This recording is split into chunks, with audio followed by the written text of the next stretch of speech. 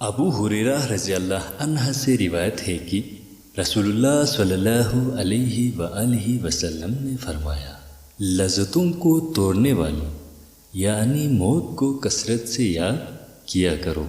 موت کی یاد سے دنیا کی بے ثباتی ذہن میں جماتے ہی آخرت کا خیال پیدا ہوتا ہے، یا موت کے آتے ہی آدمی کا تعلق دنیا کی لذتوں اور نعمتوں سے خود بخود ختم ہو جاتا ہے۔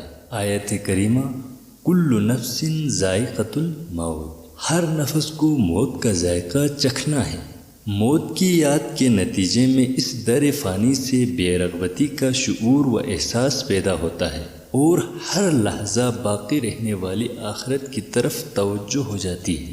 موت کی یاد انسان کو دنیاوی نعمتوں اور دنیاوی چمک دمک سے دھوکہ کھانے سے روک دیتی ہے۔ موت کی کوئی معلوم عمر نہیں، اور نہ اس کا زمانہ ہی معلوم ہے، اور نہ اس کی بیماری ہی معلوم ہے، تو انسان کو اس کے لیے ہر وقت تیار رہنا چاہیے۔